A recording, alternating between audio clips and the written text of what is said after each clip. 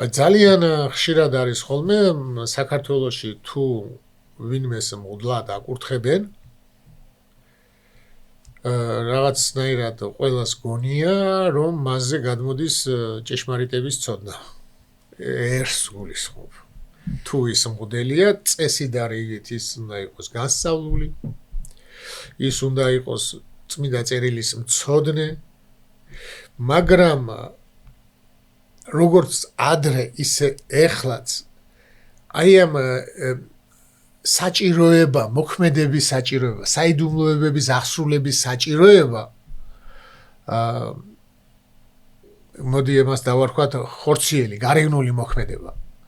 აი ეს საჭიროება უფრო მეტი იყო და ამიტომ ხშირად ხდებოდა ხოლმე შეიძლება არ იყო ქრისტეში ის განსწავლული ისე, მაგრამ ამაში განსწავლული იყო, როგორ მოენათლა, როგორ და ასეთებს აკურთხებდნენ და მორწმუნეს.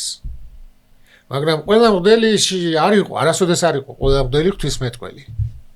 რაღაც დონემდე იცის, მაგრამ იმის სიქეთ არ იცის რაღაცა, ხო? ამიტომ როდესაც მოდელს აძლევენ ამ მადლს აქ როგორც ადრეს ვთქვით ჩვენ მოქმედებს იესო ქრისტე და სული წმინდა ამის მეშვეობით და ამას ნიშნავს იოანე ოქროპირის ნათქვამი სიტყვები რომ ყველა მღვდლის მიერ მოქმედებს ღმერთი მაგრამ ყველა მღვდელი არ არის ღმერთისგან ის მღვდელი შეიძლება ცნობიერებაში მწვალებელი იყოს მაგრამ ის მიერ მოქმედებს ამ საიდუმლოებებში, რადგან ეკლესიის მიერ არის დადგენილი.